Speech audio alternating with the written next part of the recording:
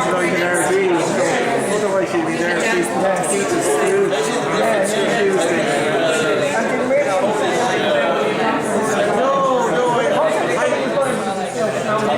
oh yeah, she called it. She's further down. Yeah, we're fine. Where I am, we're told. Yeah, nice.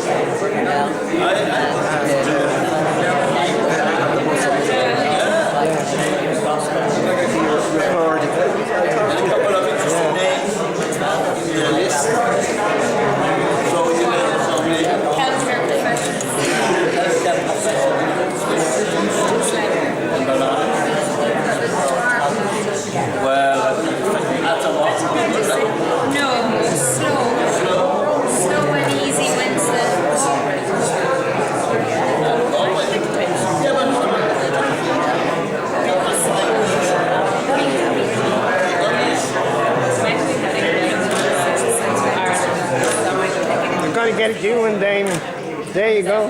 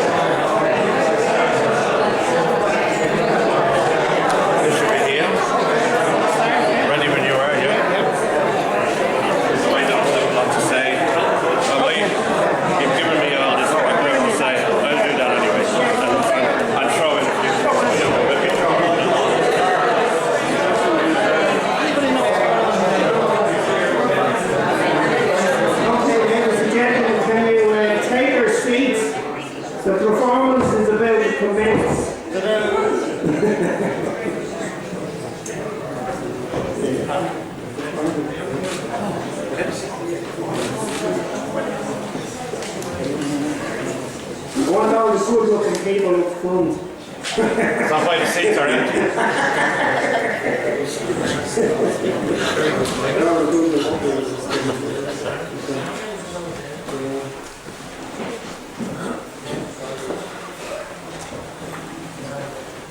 very welcome here tonight, ladies and gentlemen. And I'm sure Lynn will be very honoured by the volume of people here. Okay. It's more an honour agus tá an soran a curly lar Dave an Ardmar Micheal Donnacha come an air show a show. It's very dinner Kyle McConta agus Dihalach Micheal agus Tom Broadú mar go bhfuil fis a gom ar fag fiche bliana. Ní lein hours orm go bheice Micheal san Oireachtas go luath. Inis chuir do lámh le chéile ar son an Ardmar.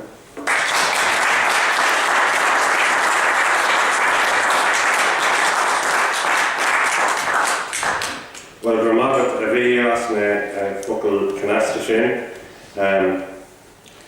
agus chuir sé an áthas ormsa mar bhar fáilte chuir rópich an teach starú seo, agus chun bheith láthar liv agus midig seola an bailachán filiachta seo ag Liam O'Mara agus cógardas le Liam as Oliver seo agus an obair saoil filiachta á scríomh ag le fada an lá. You're all very welcome to Trápan Ardmara. It's a great honour to be here with you today to launch, which is quite appropriate given the title, to launch the Smart Missile, just occurred to me. It's probably the first missile that was launched from the open room. Or maybe not, I'm looking at Amy, so studying there, maybe he has some further information on that. But first of all, to congratulate Liam. It's a great event. When anybody gets to the point of publication, it's not an easy path. It may seem simple to the person who picks up the volume and pays a few bob, but it takes a lot of effort. So that's a good reason to congratulate Liam. I want to thank the Francis Ledwidge Society for asking me to launch this, and also for last year it was a great honour to speak at the Francis Ledwidge event in Kilmainham Jail, a very fitting and moving occasion. And I would just like to dedicate a few remarks I'm making here to Noel Hughes, Noel Chalky Hughes. Some of us here were at the Chalky's funeral this morning, and he was a great Dublin character, Republican singer, folklorist, historian, and very much, I think, in tune with what people here are doing and have been trying to do over many years.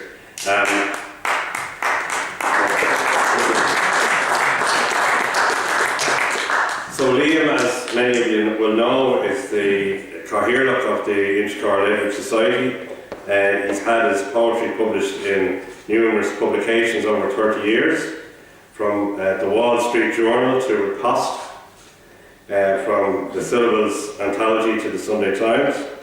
He's been awarded several major poetry prizes, including the Gerard Manley Hopkins Prize, the George Moore Medal and the Scottish International Poetry Award. And besides his historical publications on the history of Richmond Barracks and Emmett Hall, the home of Michael Mann, Liam's first collection of poetry, Burned On My Witches, was widely acclaimed.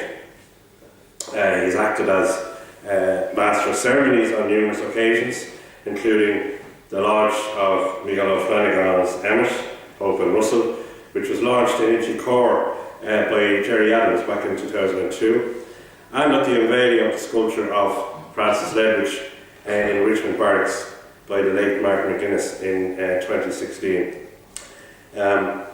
So I had a chance, believe it or not, in the mad schedule, to have a look at the collection, and I'm very impressed, and I'm looking forward to reading more of it. Just to prove that I have actually read some of the poems, I just say to Liam that he clearly has earned his stripes as a poet, and also I would point to the more political among us, to a poem entitled Austerity, which is very good and sums up a lot. It reminds me of a poem by the late Pierce Hutchinson, so I'm sure many people here knew.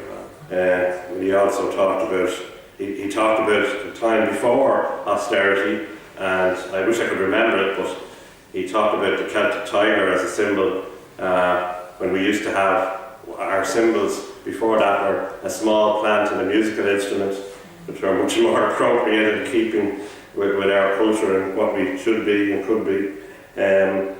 So the role, I suppose, of poetry maybe has declined a bit. It doesn't have the visibility that it once had. It doesn't have the centrality maybe it once had, which is an awful pity, because there can be maybe more truth in one poem than in 20 days of Facebook comments and what have you.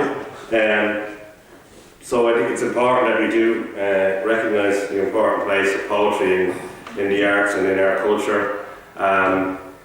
There's clearly a hunger and a human need for it, because the popularity, diminished popularity of song, which of course is in all its forms, which of course is a form of poetry, but it's only one form. So I think it's very important that people like Liam and Micheal and others here are publishing poetry, writing poetry, and also doing it in a popular way, and as part of their own community and as part of the community arts. And it's something that we in Dublin City Council always try to encourage. I think it's also very important that poetry should be part of the revolution in the widest sense, that it can't all be doctrine and policy and speeches and organisation. All those things are very important, but I think we also have to have poetry and music and culture in all its forms as well. And I was reminded when I was trying to think of a few remarks this evening of the remark of Pierce, part of peerage to Joseph Plunkett and Thomas MacDonagh, the three great poets of the Rising, that before they went there, he said, well, if we do nothing else, we'll rid Dublin of three bad poets. So it shows us also the importance of the sense of humour, even in the grimmest, or apparently grimmest, of circumstances. So with that, I just want to congratulate Liam again for his work, and to officially launch the Smart Missile. So, thank you.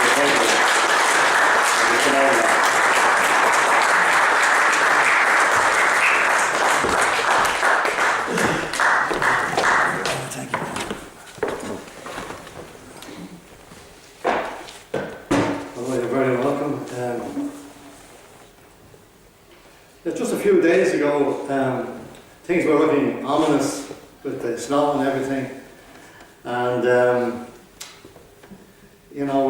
what with mighty Yama and the beast from the east, it was like the labours of Hercules, challenges put on my path to having this book launched. But you're all here, most of you anyway, and that's a great turn up for the books, this book. Hopefully. Micheal touched on something there, and you're absolutely right. When I was putting together the words for the invite, I did have a problem with prepositions. Usually there's no problem, it's just the title of the book will be launched at the venue, name of the venue. But in this case, I did wonder at the appropriateness of a missile being launched at the Mansion House, and I wondered how the Lord Mayor would feel about that. But he's picked up on it himself. I'm standing here underneath a very fine portrait of Charles Stewart Parnell, and I'm going to start there with a poem, page 34, which is entitled Silverfish. And just to give you a bit of background on it, back in the early days when people travelled by steamer and by the old horse-drawn coaches, they would have their possessions in a long travelling box or chest. Now, my great-aunt Etty Foley I was going to say she had a big chest. She had a travelling box, and she was a dressmaker. And as a young lad, I used to be rummaging in this box full of Victorian glass beads and all sorts of other things, including leather-bound books. And I was always very fond of books, even the smell of books. And one day I opened one of these books, and a little creature, a silverfish, ran from the spine of the book. I suppose you're familiar with silverfish, little insects. You find them in damp areas, in bathrooms and that. Now I shouldn't like them at all because they can destroy books. They're lured by the smell of the gum, and they feed on books and can destroy books. But how can you disrespect a creature that's been around for 100 million years before the dinosaurs? So they've been around for 400 million years, and they have never evolved. They refuse to adapt.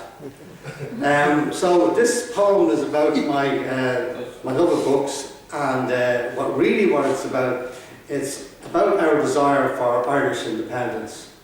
And it's a dream that fades, but we keep returning to that. We have this need for freedom, for independence. And just like the little creature, the silverfish, that I scared away when I opened the book, he will come back. He will be lured back to the smell of an old book.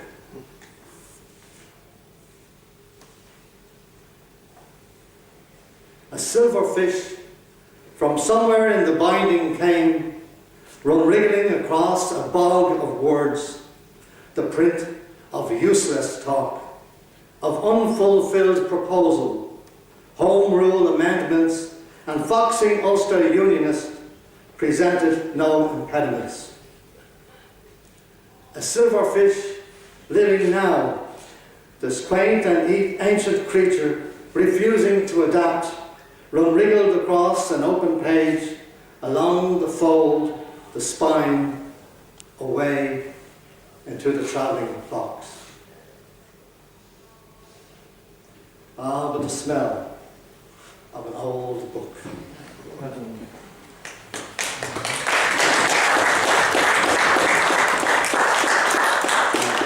The next poem is at my wife's expense. She knew nothing about this until I told her I won a little prize in Mayo, and I wanted her to come along because we included a little stopover in a nice hotel. So we arrived in this place, Carnacon, in the wilds of Mayo, and beside a lake, a beautiful place. And there I read in front of an audience, but more importantly, I read this poem in the presence of my wife. And she has since forgiven me, I think. Just a bit of background. I once bought a canteen of cutlery. Now, God be with the days when you'd have a canteen of cutlery passed down generation to generation from the time of Strongbow's mother. Solid steel with bone handles. And these days you stick a fork into a sausage and the fork is second best. I even looked at the neck of the fork to check was it steel, and sure enough it said forged steel. And I thought, you know, all steel comes from forged. Why mention that unless forged means something else? So I wanted to talk about this, but I wanted to do it in an interesting way, and this is what I came up with. Bending the truth. My wife is having an affair with Uri Geller. Oh, she denies it, of course, but the evidence is there. It's in our spoons and in our forks. The set we only got at Christmas. Buckled and contorted they hang from their crisscrossing gallows on the marbled kitchen worktop. If I had Uri, I'd string him up as well. They don't make them like they used to, is all that she can say. A likely story. And how can she explain this? She can't. When I confronted her and told her that from now on I'd be watching the time that she comes home. My watch. The one I've had these 20 years. stopped working.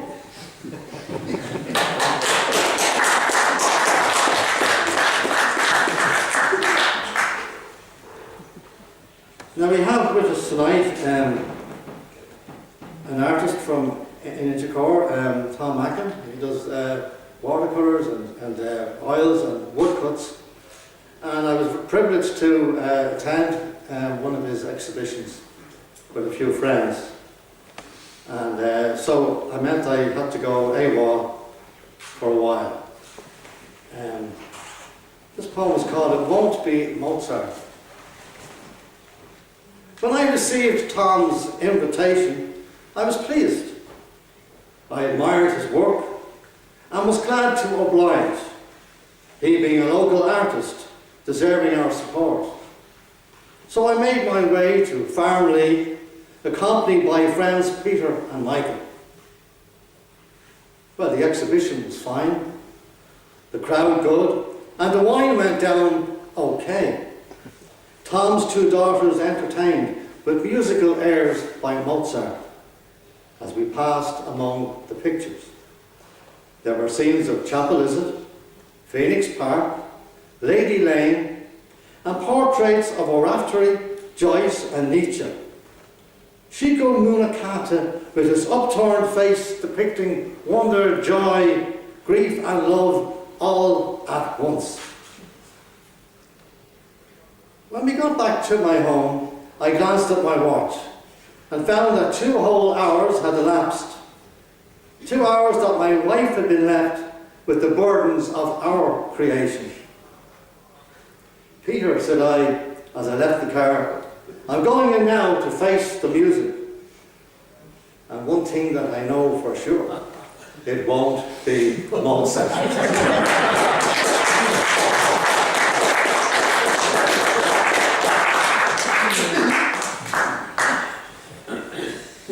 Blame you on that, Peter. I went across to Richmond for research in the archives there in the UK.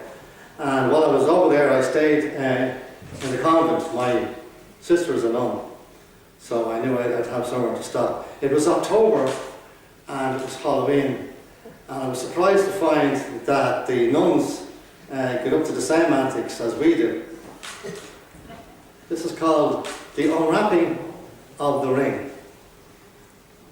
I sat surrounded by nuns whose average age was 80, when Sister Mary said, "One of you has it."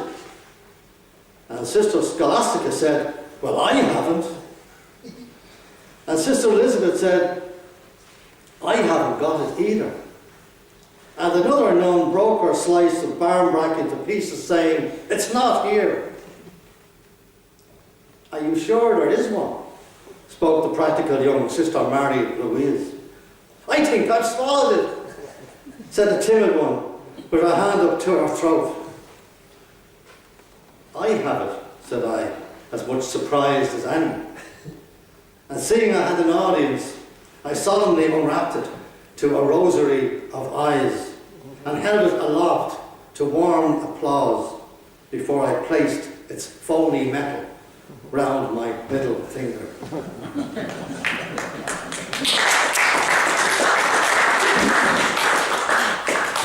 Now, I sometimes like to rewrite the Bible, try to make sense of it, to tell what really happened.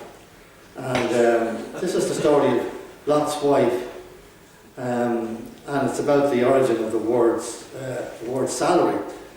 I'm sure you're familiar with the story that God wanted to destroy the cities of Sodom and Gomorrah. He wanted to build apartment blocks. And he told the virtuous people to get out of town and not to look back. So we take it from there. The pair were running from the town, minding the advice the Lord had given. And Lot was thinking all the while, what is to become of me? I'm an outcast. I'm homeless. I'm jobless. I'm an old man. Who's going to employ me at my age? How am I to earn my measure of salt? And then he stopped and he said to his wife, "Was that your mother calling?" "Where?"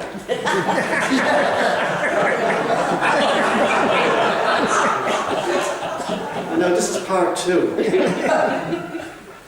Following the unfortunate incident involving his wife, Lot returned to his homeland, where he became an important man, a pillar of society. You could say that he never looked back. On a chance meeting with some old neighbours who, like Lot, had survived the wrath of God, one said unto him, "Your wife was a fine woman, the salt of the earth." Another said, "Yea, she was worth her weight in gold." And Lot smiled, for he knew that this was true.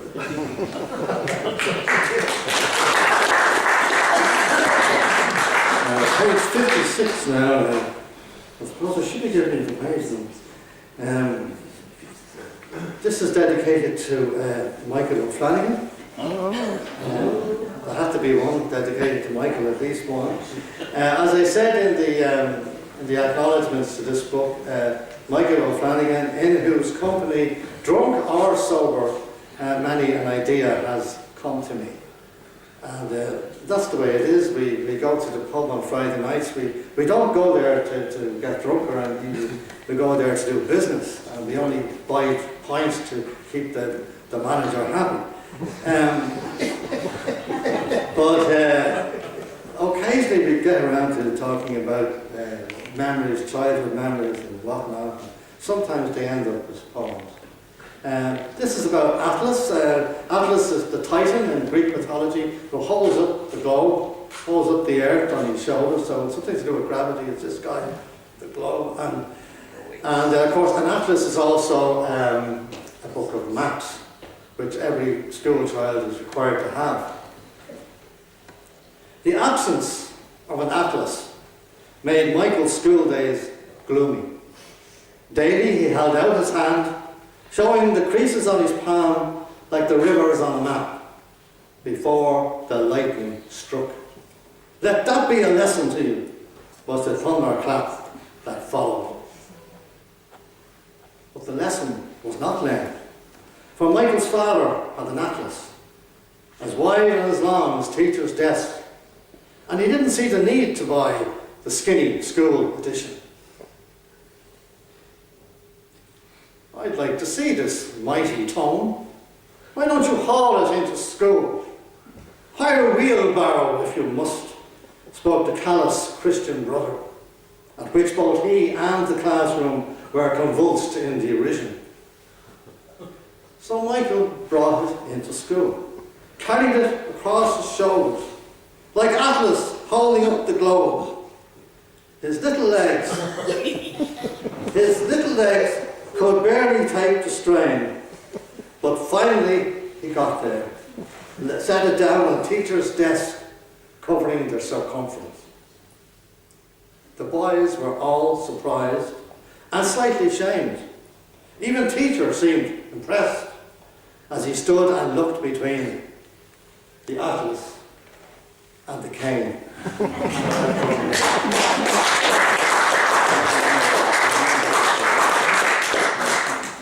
Ah yes, this is an old party piece. Remembering my mother in the throes of dementia, and this is about her dog. John McClanahan is here, he remembers my mother well. John is a school friend.